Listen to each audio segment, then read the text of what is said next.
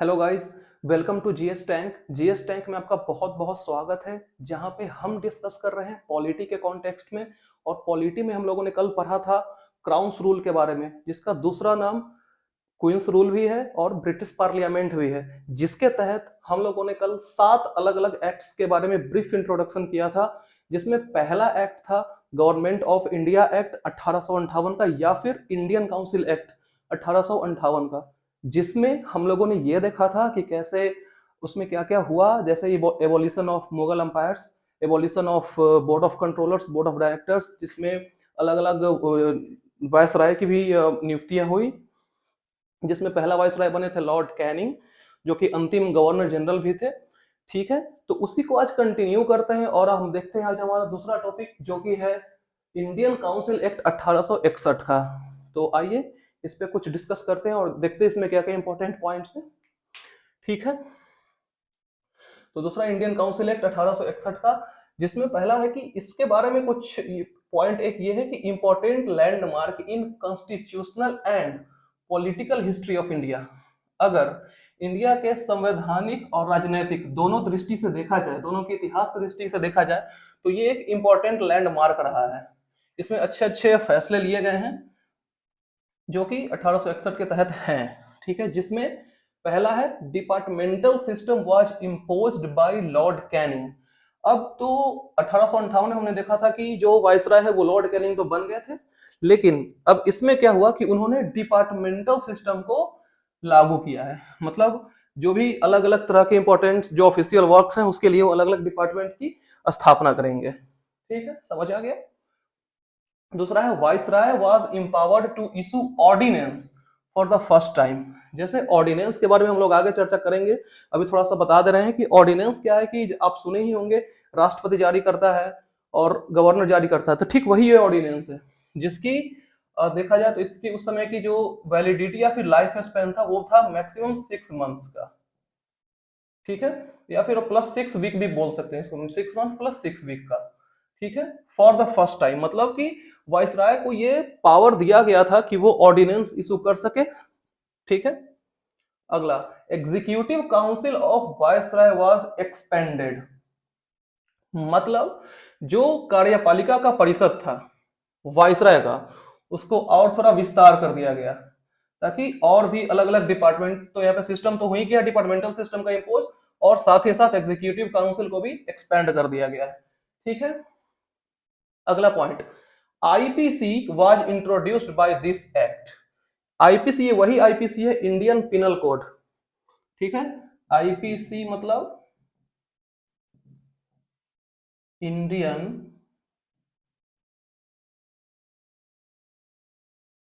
Penal code, जिसका स्थापना ही हुआ था 1861 में, और एक्ट भी यही था 1861। ठीक है, तो इसकी स्थापना हो गई थी। अगला budget system was introduced in 1860 by James Wilson. अब क्या हुआ, जो भी आप अभी देखते हैं कि ये बजट जारी हुआ, राज्य बजट, केंद्र बजट, तो जो बजट सिस्टम यानी बजट प्रणाली का जो इंट्रोडक्शन था वो किसने कराया था? जेम्स विल्सन ने। कब? 1860 में। और जेम्स विल्सन को ही भारत में बजट प्रणाली का जनक कहा जाता है।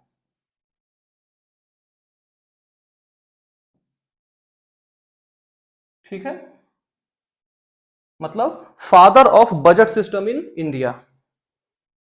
क्लियर है? अगला point establishment of new legislative council in Bengal, Punjab and NWFP। कहने का मतलब है कि जो नया विधान परिषद है उसका स्थापना हुआ था कहां कहां? बंगाल में, पंजाब में और NWFP मतलब नॉर्थ वेस्ट फ्रंटियर प्रोविंस। अब पूछा जाए कि कब कब हुआ है, तो बंगाल में हुआ है 1862 में। ठीक है, पंजाब में हुआ है 1897 में। ठीक है, और NWFP में नॉर्थ वेस्ट फ्रंटियर प्रोविंस में हुआ है 1866 में। ठीक है, तो ये नए लेजिस्लेटिव काउंसिल्स की स्थापना है। अगला point initiated the process of decentralisation मतलब विकेंद्रीकरण by restoring the legislative powers to Bombay and Madras presidency. इसमें क्या हुआ था कि जो विकेंद्रीकरण का जो प्रक्रिया था उसकी शुरुआत हो गई थी, ठीक है, by restoring the legislative powers मतलब जो भी विधायी शक्तियां थी उसको पुनः निर्माण करके कहां पे, बॉम्बे और मद्रास प्रेसिडेंसी में। क्लियर है। इसमें और कुछ कुछ देखा जाए तो हिस्टोरिक पॉइंट ऑफ व्यू से कि इसी एक्ट में 1861 में ही हाई कोर्ट का स्थापना हुआ था, कलकत्ता हाई कोर्ट का। ठीक है, तो वो खैर हिस्ट्री का पार्ट है। पॉलिटी का जो इंपॉर्टेंट पार्ट है वो यही है, मतलब ये काफी इंपॉर्टेंट पार्ट है, इसको आप नोट डाउन कर लीजिए या फिर स्क्रीनशॉट इसका ले लीजिए। इसके बाद हम लोग अगला बात करेंगे, ठीक है। तो आइए अब बात करते हैं इंडियन काउंसिल एक्ट 1892 के बारे में, ठीक है। अब ये क्वेश्चन है कि 1892 का एक्ट ये क्यों लाया गया। तो बात कुछ ऐसा है, कहानी कुछ ऐसी है कि 28 दिसंबर 1885 को कांग्रेस का गठन हो गया था, कांग्रेस एस्टेब्लिश हो गया था एओ ह्यूम के द्वारा, ठीक है। तो उसमें क्या हुआ कि उसके बाद, कांग्रेस के गठन के बाद अंग्रेजों पर प्रेशर आने लगा, ठीक है, और अंग्रेजों ने प्रेशर में आकर इस काउंसिल को पारित किया था, ठीक है, जिसमें indirect election system was introduced, जो कि अप्रत्यक्ष चुनाव प्रणाली है, इसको लाया गया था। ये अप्रत्यक्ष चुनाव प्रणाली किसको बोलते हैं, ये क्वेश्चन आएगा। तो अप्रत्यक्ष चुनाव प्रणाली वो प्रणाली है जिसमें आम आदमी डायरेक्ट वोट कास्ट नहीं कर सकता है। जैसे प्रेसिडेंशियल इलेक्शन, तो प्रेसिडेंट के इलेक्शन में जो आम नागरिक है, जो हम लोग हैं, वो डायरेक्ट वोट नहीं दे सकते हैं, ठीक है। तो वही इलेक्शन सिस्टम है इनडायरेक्ट इलेक्शन सिस्टम। मतलब प्रेसिडेंट के इलेक्शन में क्या क्या क्या सीन है प्रेसिडेंशियल इलेक्शन का, वो प्रेसिडेंट टॉपिक में पढ़ेंगे। बट आप अभी के लिए ये जानिए कि जो इनडायरेक्ट इलेक्शन सिस्टम है उसमें जो वोटिंग होता है वो डायरेक्ट आम जनता नहीं करती है, ठीक है। तो उसको लाया गया था इस काउंसिल एक्ट के तहत में। दूसरा क्या था कि debate on budget were allowed, asking of questions were allowed, but voting rights were not provided to legislative council members. कहने का मतलब है कि बजट प्रणाली तो आ चुकी थी, तो इस पर जो डिबेट है वो अब अलाउ कर दिया गया था, क्योंकि इसके पहले डिबेट अलाउ नहीं था 1892 से पहले, जिसके जिसके लिए कांग्रेस ने विरोध किया था, ठीक है। तो इस अधिनियम में अलाउ कर दिया गया बजट पे डिबेट। उसके बाद asking of questions were allowed, जो लेजिस्लेटिव काउंसिल के मेंबर्स थे उनको क्वेश्चन पूछने का भी अधिकार दे दिया गया था, लेकिन उनको वोटिंग राइट्स नहीं थे, मतलब मतदान करने का अधिकार अभी भी विधान परिषद के सदस्यों को नहीं था। तो ये यही छोटा सा, इसमें 2-3 पॉइंट्स ही है, ज्यादा कुछ नहीं है, ठीक है। तो ये इतना ही है 1892 के एक्ट में, ठीक है। इसके बाद अगला आता है मोरले मिंटो रिफॉर्म्स, जिसको बोलते हैं इंडियन काउंसिल एक्ट 1909। इसका दोनों सेम ही है, ठीक है, जिसमें जो मिंटो थे उनका वो थे लॉर्ड मिंटो द्वितीय, जो कि वायसराय हुआ करते थे, ठीक है। और ये जो मोरले थे ये सेक्रेटरी थे, यानी सचिव थे ये, ठीक है। और एक क्वेश्चन और है कि ये जब अधिनियम आया उस समय ब्रिटेन के प्रधानमंत्री कौन थे। तो उस समय ब्रिटेन के प्रधानमंत्री थे एच स्क्विथ। ये थोड़ा सा इंपॉर्टेंट इसलिए हो जाता है क्योंकि ये अधिनियम में काफी बड़े बड़े डिसीजंस लिए गए थे, ठीक है। तो ये बस नॉलेज के लिए, ऐसे क्वेश्चन तो कभी पूछता नहीं है कि कौन थे, बट जान लीजिए नॉलेज के लिए है, एच स्क्विथ, ठीक है। इसमें पहला पॉइंट है, मतलब थोड़ा सा हटके है कि on 30 December 1906, 30 December 1906 Muslim League was established at Ahsan Manzil palace Dhaka, जो कि है बांग्लादेश में, ठीक है। तो 30 दिसंबर 1906 को क्या हुआ कि मुस्लिम लीग की स्थापना की गई ढाका में, एहसान मंजिल पैलेस, किसके द्वारा, सलीमुल्लाह और आगा खान, और 3-4 मेंबर्स थे, बट जो मेन नाम आता है वो ख्वाजा सलीमुल्लाह और आगा खान तृतीय, यही आता है, ठीक है। अगला, in 1907, in 1907 Muslim League made constitution at Karachi, मतलब 1907 में मुस्लिम लीग ने संविधान बनाया, कहां पे, कराची। कराची कहां पे है, पाकिस्तान, ठीक है। और did their first conference at Amritsar, और भारत में इनका जो पहला कॉन्फ्रेंस हुआ था वो अमृतसर में हुआ था। कब हुआ था? 1908 में हुआ था। ठीक है, इसका ये बहुत इंपॉर्टेंट पॉइंट है। The separate electorate was given to Muslim where seats were reserved for Muslim in which only Muslim can cast their vote. इस अधिनियम में क्या हुआ कि जो भी मुस्लिम्स थे उनको सेपरेट इलेक्टोरेट्स वाज गिवन, मतलब उनको अब सेपरेटली वो वोट कर सकते हैं। ठीक है, और उनके लिए सीट को भी रिजर्व रखा गया था, सीट्स वेयर रिजर्व, और जो उनका रिजर्व सीट था उसमें सिर्फ और सिर्फ मुस्लिम ही कर सकते थे वोटिंग। ठीक है, तो ये एक इंपॉर्टेंट हो जाता है। ठीक है, अगला है कि voting rights were provided to legislative council members. 1892 के अधिनियम में क्या था कि जो विधान परिषद के सदस्य थे उनको वोटिंग राइट्स नहीं था, लेकिन 1909 में जो अधिनियम पारित हुआ उसमें वोटिंग राइट्स दे दिया गया। किसको? विधान परिषद के सदस्यों को। ठीक है, अगला पॉइंट, सत्येंद्र प्रसाद सिन्हा, ये काफी फेमस नाम है, S P Sinha, Satyendra Prasad Sinha became the first member of viceroy's executive council and was made law member. अब क्या हुआ कि सत्येंद्र प्रसाद सिन्हा को वाइसराय का जो कार्यपालिका परिषद था उसका पहला मेंबर बनाया गया। ठीक है, और इनको विधि आयोग के सदस्य भी बनाया गया, लॉ मेंबर। ठीक है, तो ये हो जाता है। और इसमें एक चीज और इंपॉर्टेंट है, इसी में लाया गया था डिवाइड एंड रूल पॉलिसी, जिसको लाने वाले थे मिंटो द्वितीय। तो अगर पूछे कि डिवाइड एंड रूल पॉलिसी किस अधिनियम में आया था, तो इंडियन काउंसिल एक्ट या फिर मोर्ले मिंटो रिफॉर्म्स एक्ट 1909 में। ठीक है, डिवाइड एंड रूल का मतलब होता है कि फूट डालो और नीति करो। ठीक है, तो यही इंपॉर्टेंट पॉइंट्स हैं जो कि 1909 के काउंसिल अधिनियम के तहत हैं। ठीक है, तो इसको आप एक बार नोट डाउन कर लीजिए या फिर इसको स्क्रीनशॉट ले लीजिए। फिर अगला जिक्र करेंगे जिस जो भी है, जो कि है इंडियन काउंसिल एक्ट या फिर मोंटेन्यू चैम्सफोर्ड एक्ट 1919 का। ठीक है, हाँ, तो अब बात करते हैं अगला एक्ट की, जिसका नाम है इंडियन काउंसिल एक्ट या फिर गवर्नमेंट ऑफ इंडिया एक्ट, या फिर दूसरा नाम है मोंटेन्यू चैम्सफोर्ड एक्ट 1919 का, जिसमें जो चेम्सफोर्ड थे ये वायसराय थे। ठीक है, और मोंटेग्यू से जो थे ये थे सचिव यानी सेक्रेटरी थे ये। ठीक है, तो इस अधिनियम को इन्हीं दोनों ने मिलकर लाया है, जिसमें पहला इंपॉर्टेंट पॉइंट है imperial legislative council was now to consist of two houses, यानी कि अब जो द्विसदनीय विधायी जो होगी वो दो अलग अलग हाउसेस को कंसिस्ट करेगी। ठीक है, जिसमें पहला है सेंट्रल लेजिस्लेटिव असेंबली, दूसरा है काउंसिल ऑफ स्टेट। ठीक है, जिसमें सेंट्रल लेजिस्लेटिव असेंबली में होंगे 144 मेंबर, कहीं कहीं 145 में लिखा हुआ रहता है। ठीक है, उसके टेंशन नहीं लेना है, 144 भी मान सकते हैं आपको।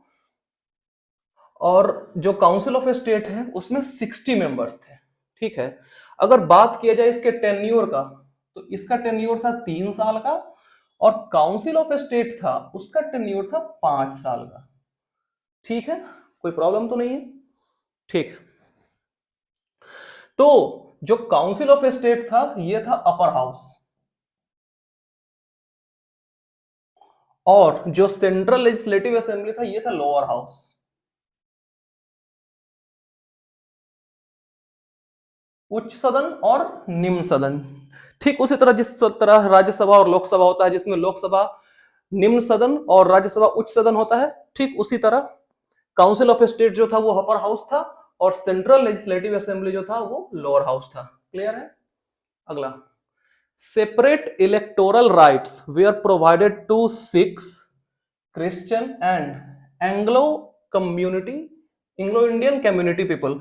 मतलब जो वोटिंग राइट्स थे वो अब सेपरेटली मिलने लगे थे। किसको किसको?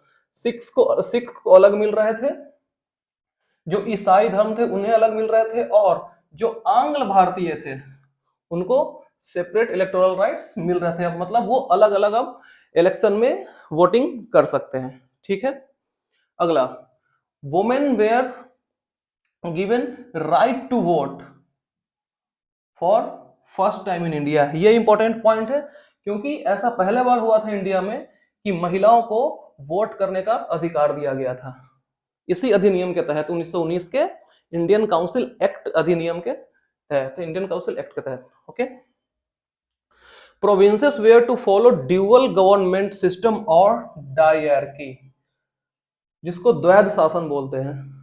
इसके पहले जो द्वैध शासन था वो आपने इतिहास में पढ़ा होगा कि जो इसके पहले द्वैध शासन था वो लगाया था 1765 में रॉबर्ट क्लाइव ने, और उसको हटाया था 1772 में वैरन हेस्टिंग ने।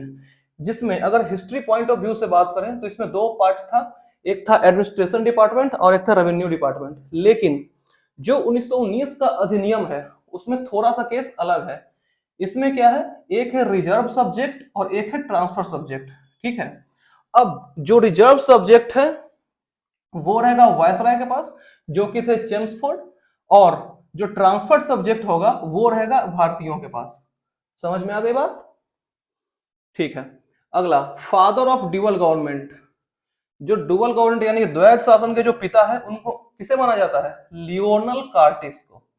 लियोनार्ड कर्टिस को फादर ऑफ डुअल गवर्नमेंट माना जाता है। ठीक है, अगला point, a central public service commission was set up in 1926 for the recruitment of civil servants.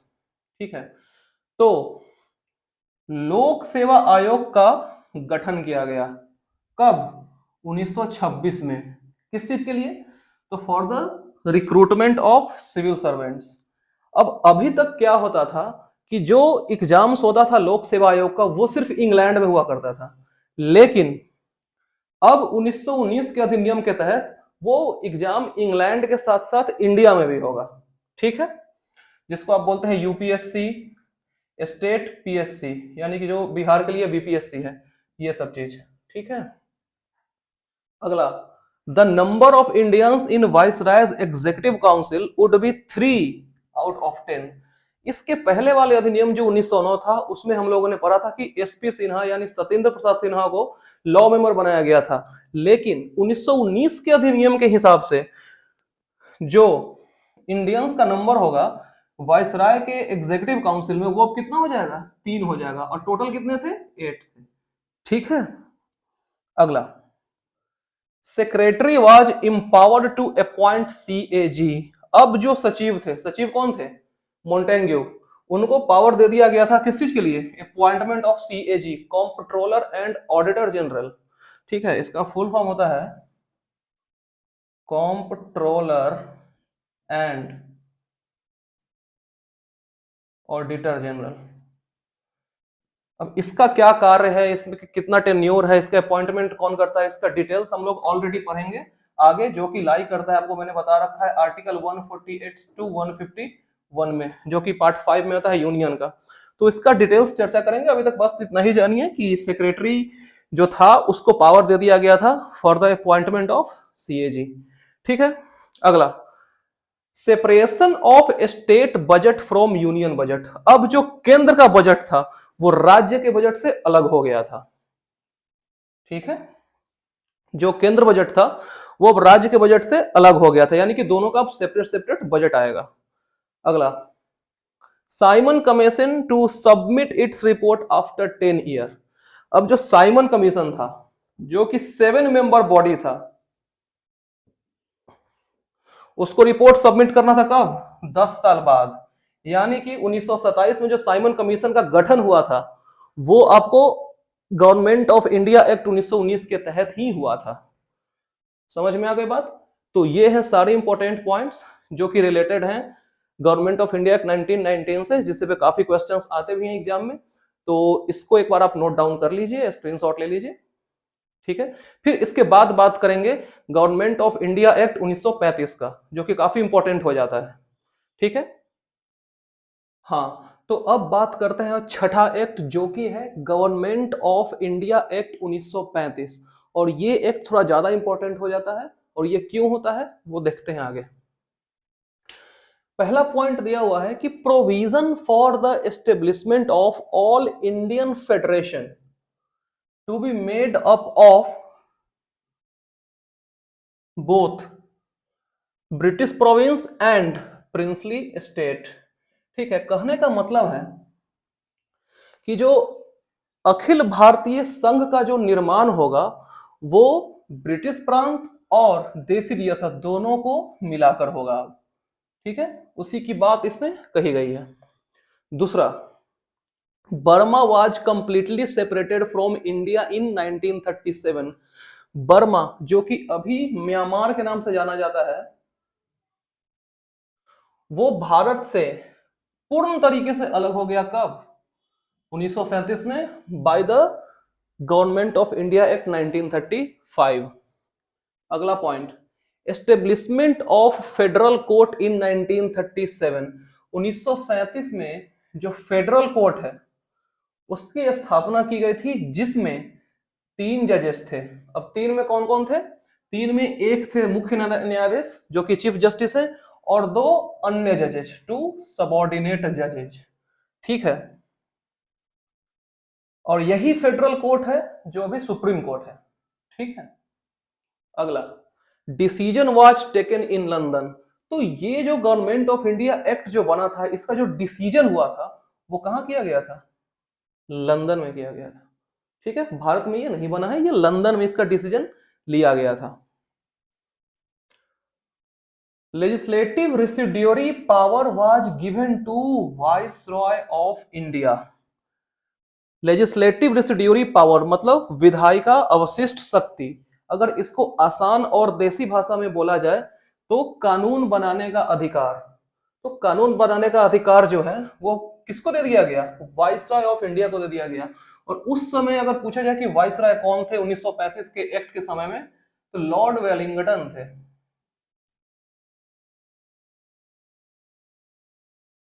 1935 में लॉर्ड वेलिंगटन का कार्यकाल चल रहा था, और इसके बाद जस्ट आए थे लॉर्ड लिनलिथगो जो कि 1936 में आए थे।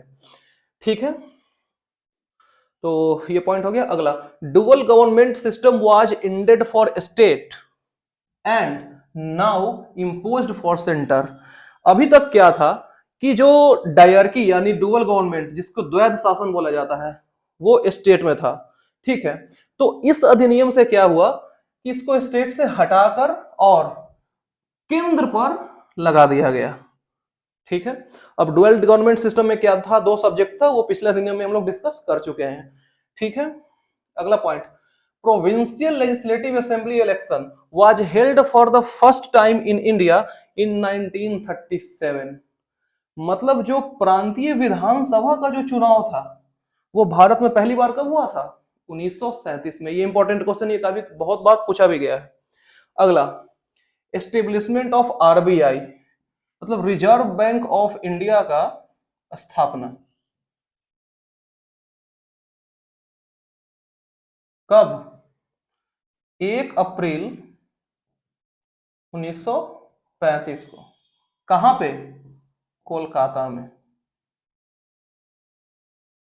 तो इस अधिनियम में ही आरबीआई का स्थापना हुआ था।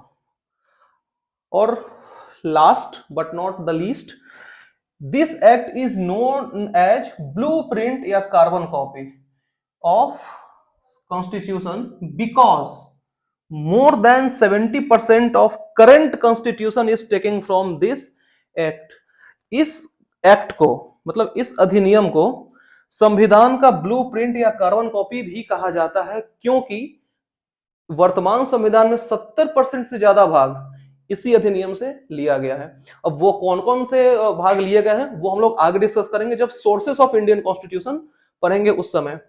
इसमें एक पॉइंट और नोट करने वाली है, नोट करके लिख लीजिएगा, इसमें लिखा हुआ नहीं है कि 1936 का जो लखनऊ अधिवेशन हुआ था जिसमें जवाहरलाल नेहरू ने इसी गवर्नमेंट ऑफ इंडिया एक्ट 1935 को अस्वीकार किया था और इसे गुलामी का अधिकार पत्र भी कहा था। ठीक है, तो ये एक पॉइंट आप नोट कर लीजिएगा। और ये मोस्ट इंपॉर्टेंट पॉइंट्स है गवर्नमेंट ऑफ इंडिया एक्ट 1935 से रिलेटेड, तो इसको आप एक बार नोट डाउन कर लीजिए। ठीक है, या फिर इसका स्क्रीनशॉट ले लीजिए। इसके बाद लास्ट में बात करेंगे इंडियन इंडिपेंडेंस एक्ट 1947 के। ठीक है, अब आते हैं अपना लास्ट एक्ट जो कि है इंडियन इंडिपेंडेंस एक्ट, भारत स्वतंत्रता अधिनियम 1947। ठीक है, ये छोटा सा है, 2-3 पॉइंट है, ज्यादा कुछ इसमें है नहीं। जिसमें है Mountbatten plan was proposed on 4th July 1947 and approved by British Parliament on 18 July 1947। ठीक है, तो जो माउंटबेटन प्लान बनाया गया था भारत के इंडिपेंडेंस के लिए, उसको प्रपोज किया गया था 4 जुलाई 1947 को, और इसको ब्रिटिश पार्लियामेंट से जो अप्रूवल मिला वो मिला 18 जुलाई 1947 को। ठीक है, दूसरा point, there were 20 sections in this act, और इस एक्ट में कितने सेक्शंस थे? 20 सेक्शंस थे। ठीक है, अगला, British India was divided into 2 parts through Mountbatten plan, और माउंटबेटन प्लान का दूसरा नाम है डिक्की बर्ड प्लान।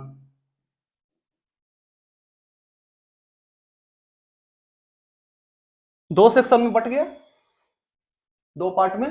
ठीक है, इसमें इंडिया और पाकिस्तान, जो इंडिया है वो है हिंदू स्टेट और मुस्लिम, और जो पाकिस्तान है वो है मुस्लिम स्टेट। तो पाकिस्तान का सेपरेशन हो गया 14 अगस्त 1947 को, और इंडिया 15 अगस्त 1947 को। ठीक है, इसमें एक चीज और है कि ये प्लान बना कब? ठीक है, मतलब ये बना कब माउंटबेटन प्लान? तो माउंटबेटन प्लान जो है वो बना 3 जुलाई, सॉरी 3 जून 1947 को। ठीक है, और इसमें एक क्वेश्चन और पूछता है कि who was the prime minister of Britain during India independence. ठीक है, भारत के स्वतंत्रता के समय में ब्रिटेन के प्रधानमंत्री कौन थे? तो उनका नाम है क्लीमेंट एटली। ये याद रखिएगा, ये इंपॉर्टेंट हो जाता है। Clement Attlee was the prime minister of Britain at the time of India independence. ठीक है, तो ठीक इस तरह से हमारा देश आजाद हो गया। ठीक है, और इसी तरीके से, और ये 7 था, और इसी तरीके से हमारा 7वां एक्ट कंप्लीट हो गया, जो कि development of Indian constitution almost complete हो गया। इसमें एक टॉपिक और बचा हुआ है कॉन्स्टिट्यूएंट असेंबली, उसके बाद हमारा पूरा कंप्लीट हो जाएगा, जिसको कल कवर करेंगे। पूरा संविधान सभा को इन डेप्थ पढ़ेंगे, पूरे थियोरेटिकली। ठीक है, तो अगर आपको इस पूरे एक्ट में कहीं से भी कोई भी दिक्कत है तो आप कमेंट सेक्शन में हमें जरूर बताइए, हम पूरी तरीके से आपकी प्रॉब्लम को रिजॉल्व करने की कोशिश करेंगे। ठीक है, तो अभी तक अगर आपको अपने चैनल को सब्सक्राइब नहीं किया है तो चैनल को सब्सक्राइब भी कर दीजिए, लाइक भी कर दीजिए, शेयर भी कर दीजिए। ठीक है, तो फिलहाल इस वीडियो में इतना ही, तब तक के लिए goodbye, thank you, signing of.